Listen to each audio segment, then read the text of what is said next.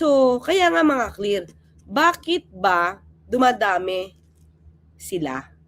Ang mangyayari dyan, sabi nga ni si Commodore Tariela, yung sarili nating interes, pinapahina nyo. At para silang mga gremlins, mga clear. Gremlins na kapag ka naaambunan ng tubig, ng tubig, dumarami. Hello everyone, welcome back to my YouTube channel, Batas with Attorney Claire Castro. Today is Feb 8, 2026. At okay ba ang ating audio mga ka-clear?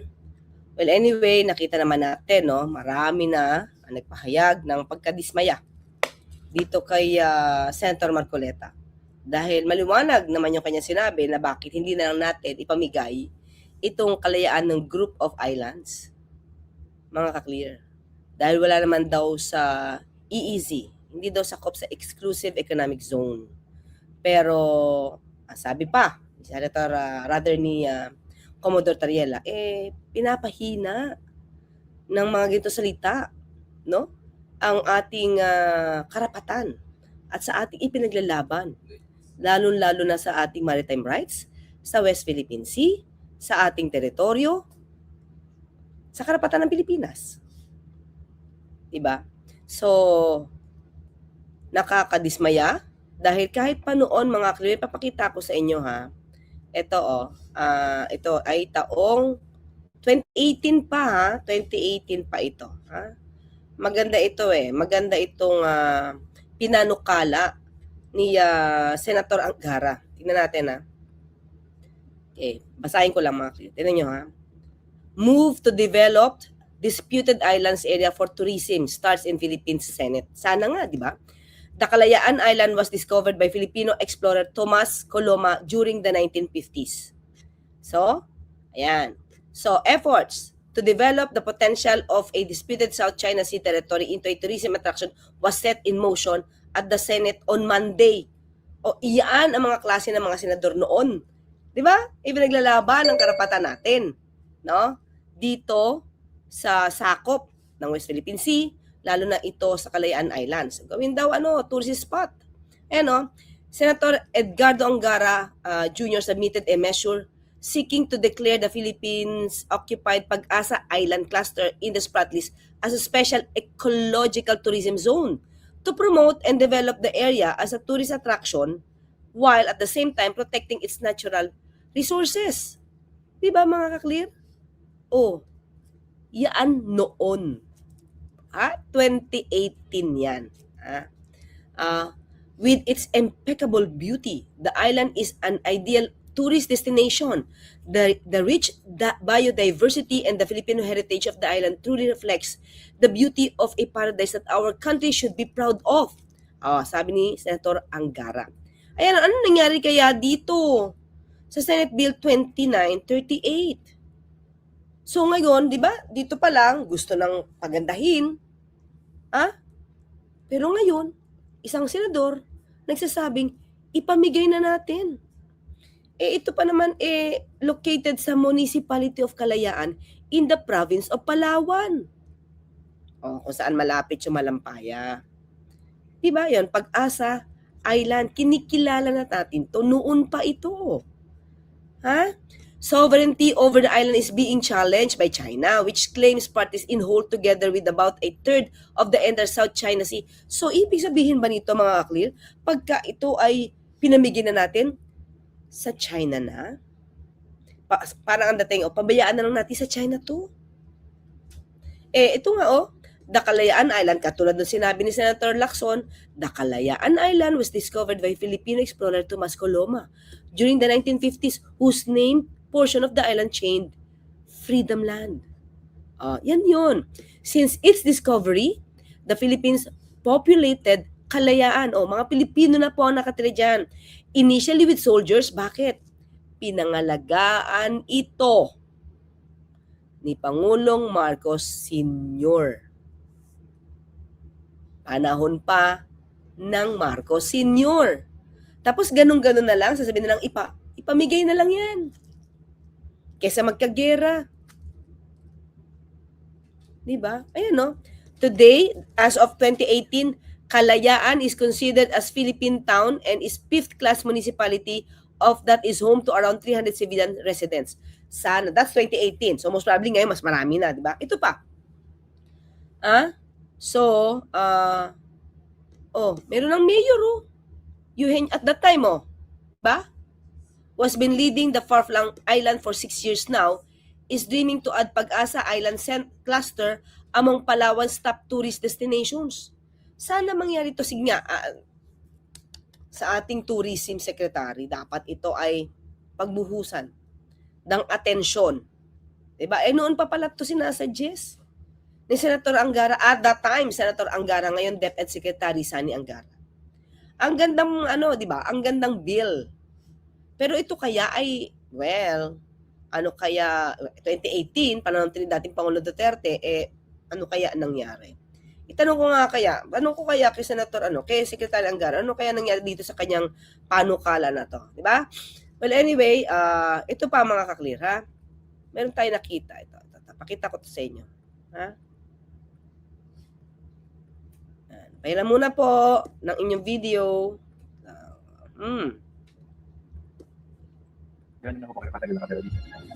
Sa 22 years na.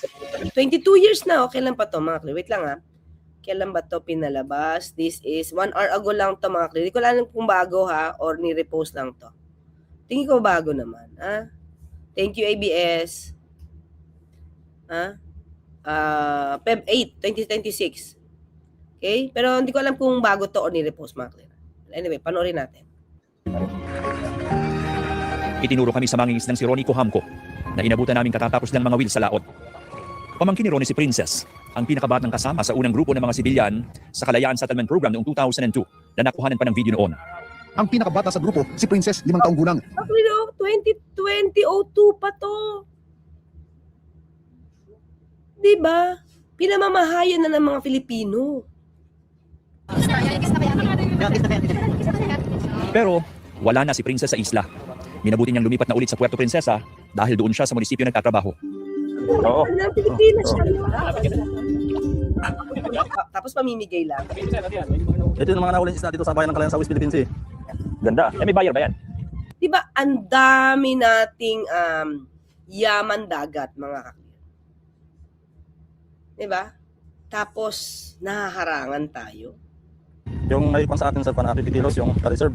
Pero yun, di ba? Wala na itong kukuha, di ba? Tanigi daw tawag dito. Huli sa mahalaga ng sakop ng Pag-asa Island. Sa Palawan, mabigat. Mabigat. So, mga ilang kilo to tayo?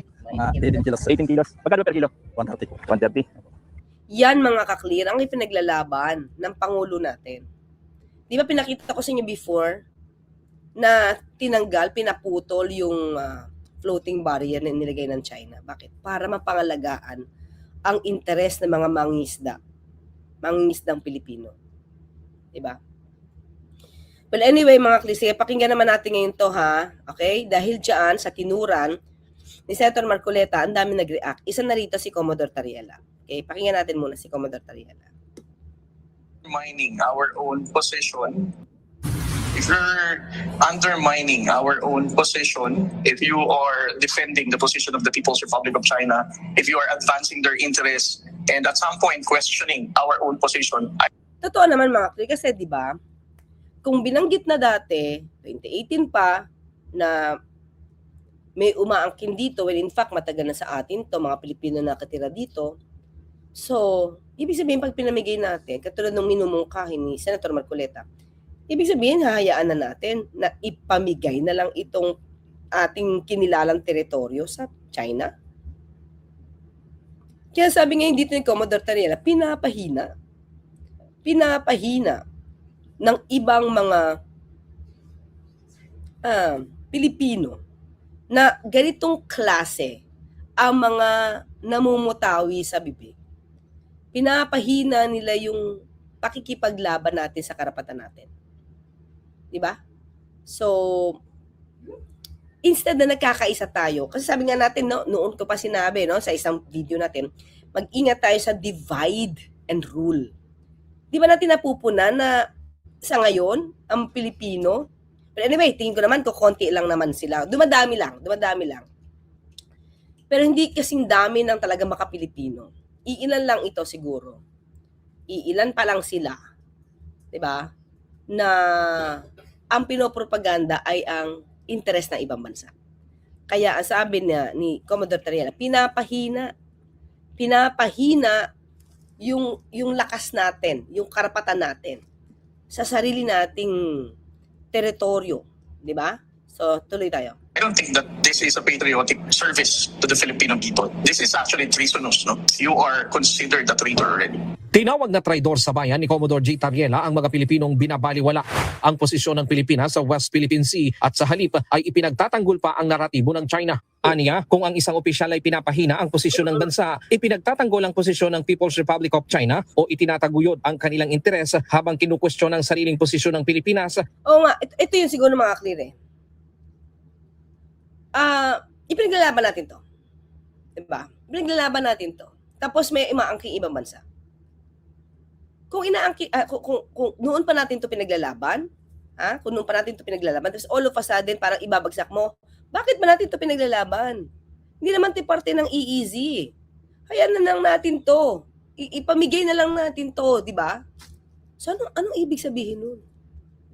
Lahat ang ipinalalaban ngayon, unang-una ni Marcos Sr., diba? Ipinaglalaban ni Marcos Sr. hanggang kay Pinoy. O wag natin manggiti si dati Pangulong Duterte, iba yan. Iba yung kanyang polisiya pagdating sa China. Diba? Tapos, binalikan ni Pangulong Marcos Jr. yung pakikipaglaban na to the point na magigera, hindi nagpo-provoke. Sabi niya, we don't mean trouble, pero ipaglaban yung karapatan. Aabanduhin ulit ito? Aabandunahin ba ulit natin yung polisiya ng Pangulo? Pangulong Marcos Jr.? At babalik tayo sa polisiya ni dating Pangulong Duterte? Ganun ba yon? Parang hayaan na lang, mga kakli, hayaan na lang. Well, anyway, kumaya iti-take up natin yan, ha? Ano ang pagkakahawig, no? Ni Senator Marcoleta sa ni dating Pangulong Duterte. Okay, mga kaklis. Kaya tuloy tayo kay kay Commodore Tariela. I-analyze pa natin to further. Ito ay hindi itinuturing na paglilingkod sa sambayan ng Pilipino. Ginawa nito ang pahayag kaugnay ng bangayan ng mga mambabatas sa mababa at mataas na kapulungan ng Kongreso kaugnay ng issue ng coordinates o sakop talaga ng Pilipinas sa West Philippine Sea. Para sa akin, tama yung sinabi ni Senator Kiko Pangilinan. This was also addressed already by Justice Antonio Carpio and a lot of legal experts din. No? The mere fact that this was already decided by the Arbitral Tribunal, and we even recognize this as an arbitral award in favor of the Philippines and debunking the 9-line claim of the People's Republic of China. There's no reason for us to make an issue out of it. And secondly, meron na tayong Philippine Maritime Zones Act. This act have already established yung mga hinahanap na issues pagdating sa mga maritime zones natin. Oo, mga kakli. Totoo naman yan, ha? Totoo naman yan. So, ito yung papakita ko sa'yo. Kasi sinasabi, di ba, sinasabi ni Senator Marcoleta na wala daw, hindi daw makita yung coordinates. Hindi, hanapin ko mga klira. Wait.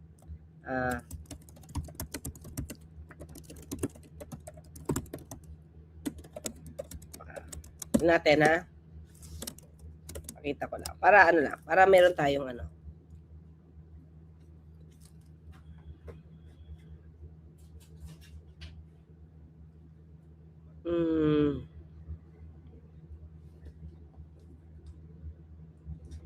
Wait lang, hanapin ko lang yung sasabi niya na bakit hindi na ipamigay kasi hindi tayo tuloy walang coordinates, hindi makita, something to that effect. Sandi lang po mga klira. Dati sinabi na nga niya there's no such thing as West Philippine Sea. Di ba?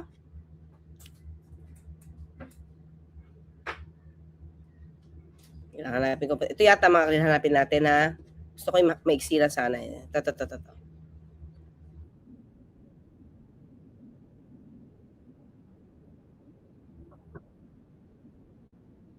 Limit of the Philippine. Would the Honorable Senator agree that the westernmost limits has two elements? Yung 200 nautical mile limit of the Philippine Exclusive Economic Zone and Continental Shelf and the 12 nautical limit of the Enclave Territorial Sea of high tide elevations of Kalayaan Island Group, including those outside the Philippines Exclusive Economic Zone. Hindi rin po natin magagamit yung 200 nautical mile limit, Mr. President. Bakit po?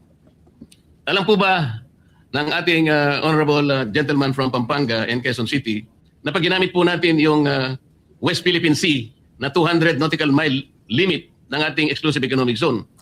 17 features po ng Calayan Island Group ang mawawala sapagkat wala po siya. Hindi siya na-enclose ng 200 nautical miles. Alam din po ba ng ating honorable senator that four of those features would fall outside the definition of the West Philippine Sea as occupied by the Philippines. Ito pong apat na ito ay okupado na ng ating bansa. Ngunit wala po siya sa 200 nautical miles eh. Diba? Okupado. Na-establish niya na okupado. Okupado na ng ating bansa. O bakit mo pa ipamimigay? Tulad po ng Pag-asa na tinatawag na Tito Island. It's 227 nautical miles to Palawan. Parola or Northeast K, 240.2 nautical miles to Palawan. Kota or Laita Island is 207 nautical miles to Palawan. And Lakiam K, 203.7 nautical miles to Palawan. Are you aware, Mr. President, that these features are separated by high seas? Ito po pong problema eh. Kaya po nagiging importante na kailangan po natin munang pag-aralan hanggang saan eksakto pong coordinates ba ng ating West Philippine Sea. Dito po sa binabanggit nating mga batas na ngayon, kung titingnan natin, hindi po natin sila magagamit, Mr. President. Kaya napakahirap po ngayon nating sagupain yung mga pananaw na parang may nag-aangkin ng atin pero hindi pa natin ma-define kung ano talaga yung atin. Diba? Yun nga eh. Ginagawa niyang position is nagkikreate siya ng doubt. Mga kaklir. Pero ito, sinagot ito ni Senator Tolentino. Tingnan natin ha. Okay. Gina TV pa, magandang umaga po sa inyo. Ay, magandang umaga po, Ka-Orly. Magandang umaga sa ating mga taga-subaybay. Wala pa raw kasi sa tayong mapa, kaya hindi na po tayo dapat nakikipagdebate, nakikipagtalo sa China pag may mga insidente ng bullying sa West Philippine Sea. Anong reaksyon niyo po doon, Senador? Alin pong mapa ang tinatanong? Yung mga boundary natin, mula sa Masinloc, mula hanggang saan tayo, pati yung Kalayaan Group of Island, o Kalayaan Island Group, nandun yung Pag-asa, dapat tayo, wala tayong, walang malinaw kung ano yung coordinates nito. Hindi po totoo yun. Misinformation po yun. Meron pong ginawang batas. Ulit ha. Ibig sabihin fake news? Si Senator Marcoleta? Aba, ang DDS, mga kaklir, na napupunta sila sa gawi na fake news peddler. O, paano to? Pati si Senator Marcoleta, na lumalabas din ba na fake news peddler? According to Senator Tolentino, fake news yan. Ulit natin kote. Ulit. Meron pong ginawang batas noong yun. Nito, Hindi po totoo yun. Misinformation po yun. Meron pong ginawang batas noong 2009. Misinformation, mga kaklir. So, ibig sabihin, fake news. Hindi po totoo yun. Misinformation po yun. Meron pong ginawang batas noong 2009. Ito po yung baseline law. Doon po sa baseline law, nagkaroon po ng 101 base points. Ito po yung Republic Act 9522. Ito po yung baseline. Meron pong northernmost point. Ito po yung sa Batas. Kaklir, itong Republic Act 12064, sa panahon na po yan ni Pangulong Marcos Jr. Teka lang po natin na wait. 12064,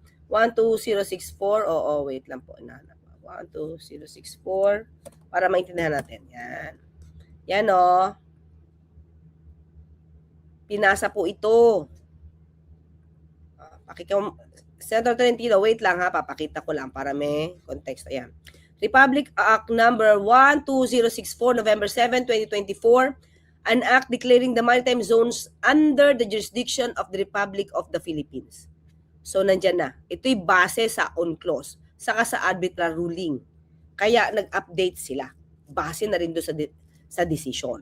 Ay, may baseline na po tayo, nakalagay na po dyan. Waters inside the baseline. Okay, kumbaga naka-define na dito. Territorial sea, mga kaklir. High tide features covered by the Calayan Island Group in the West Philippine Sea shall have a territorial sea of 12 nautical miles from its baseline as determined above. So, nandiyan na yan, mga kakliro. Dini-define na yan dito. Meron tayong batas. Diba? Meron tayong batas. Kaya, sabi tuloy ni Senator Tolentino, ex-Senator Tolentino, si Senator Marcoleta ay fake news. Okay? Ulitin natin para ito po yung Republic Act 9522. Ito po yung baseline. Meron pong northernmost point. ito po yung sa Batanes, at meron pong southernmost point, ito po yung sa Tawi-Tawi. Mhm. Mula po doon, ito pong Republic Act 9522, ito po ang naging basihan naman, kasama po ito, doon po sa Republic Act 12064, na ako po ang may akda, Mhm. yung Philippine Maritime Zones Law. Ano po ang laman nun? Ang laman po noon ay kung ano po yung nasasakop ng ating territorial sea, contiguous zone, yung atin pong exclusive economic zone, Easy. etc. hanggang doon po sa pinakadulo. Ito na yung continental shelf. Mhm. Yung po ay diniposito na sa Secretary General ng United Nations at kinilala na. O, yun Ang ibig sabihin po nun, yun kinilala po yung mapa. Mhm. Yun po yung coordinates. So kung ano man po yung sinasabi na walang malinaw na mapa, ayun po ay panlilim lang na. Ay, nako. Maliban sa fake news peddler, si Senator Marcoleta, according to Senator Tolentino, pandilin lang. Pandilin lang itong ginagawa, itong pakikipagdebate sa Senado, para malinlang yung iba nating mga Pilipino, para mapaniwala sila na dapat isuko na natin. Di ba? Kung ano man yung sinasabi nating karapatan sa ating mga teritoryo, sa West Philippine Sea, sa ating exclusive economic zone, ay parang dapat isuko na kung ano yung nire-request ng ibang bansa. Isuko na? Ganun ba yon? Oh, mga klik, dating senador, may akda ng batas, malinaw kung ano na ba yung coordinates, kung ano na ang sakop ng Pilipinas. So, ang mga sinasabi na hindi ito sakop, itong Kalayaan Group of Islands, hindi sakop, ay malaking fake news. Malaking panlilinlang. Ang nakakataka dito mga ka-clear, di ba? Habang naaambunan ang ilan sa atin, dumadami sila. Dumadami yung troll. Di ba? Na nagpapakalat ng interes ng ibang bansa at pinapalubog yung ating sariling interes. Di ba? Parang pag naambunan, ano kayang klaseng ambon ito? Di ba? Pag naambunan, sabi nga nila, mga ka-clear, mismo itong si Senator Tolentino ang nagpahayag dati. Di ba? Ito mga ka-clear, baka nakakalimutan nyo to. Ito naman, hindi ko na alam kung ano nangyari. Hindi na siya naging senador eh. Although dinanay ito ng Chinese Embassy, mga ka-clear. But anyway, Infinitus Marketing Solutions waged a cyber campaign paid for by China to weaken support for Philippine government policy and to sow discord over Manila's security alliance with the United States. According to a review of the documents and the fake Facebook, opens new tab accounts as well as interviews with two former company employees of two Philippine officials. The Chinese-owned company also used fake profiles to amplify anti-American content created by Filipino writers, including some who had received money from Beijing. Yan. Tingnan natin So, mga clip, pasok ko to.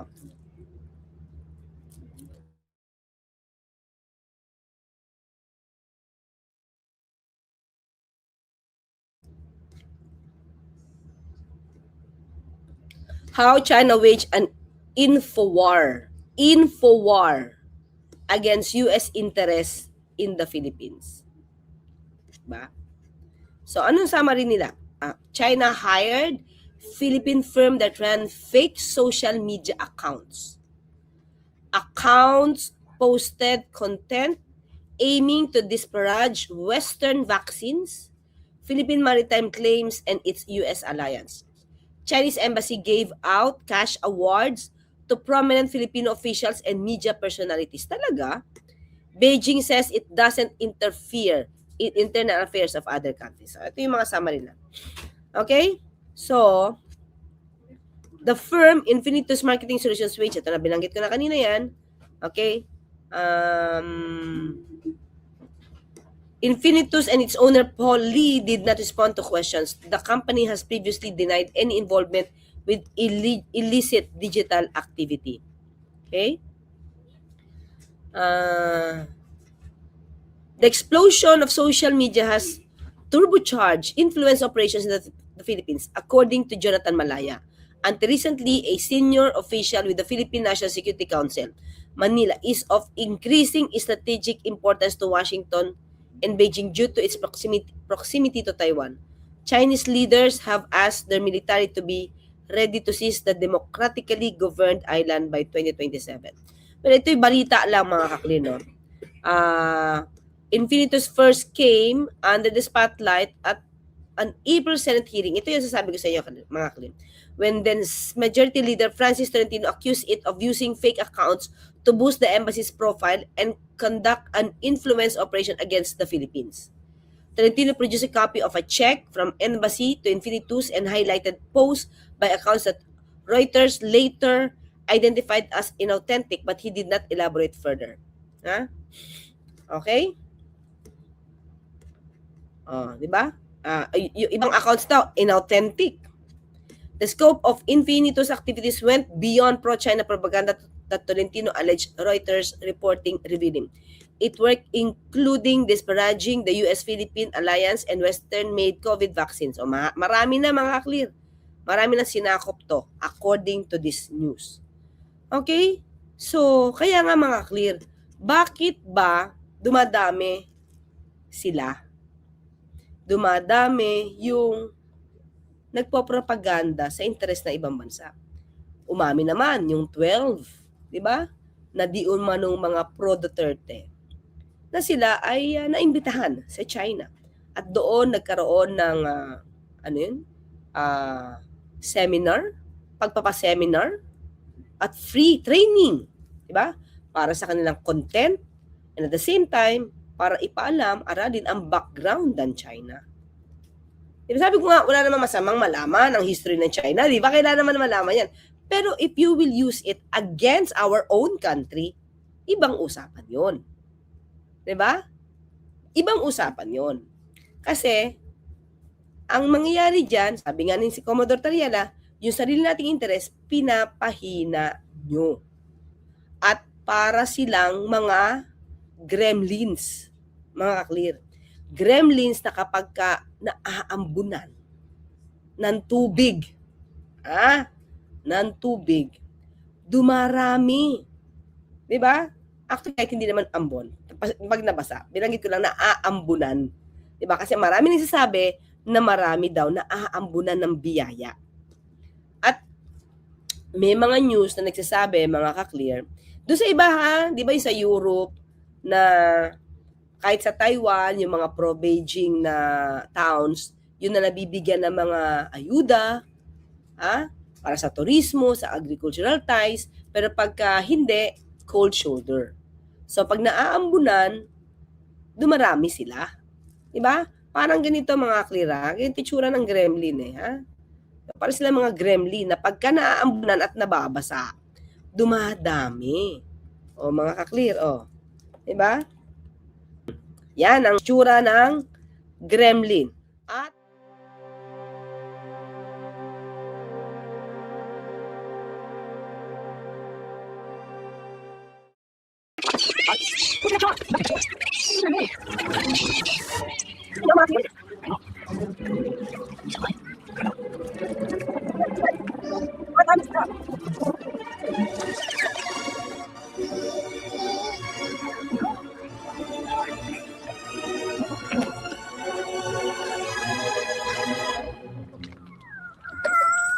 dumami.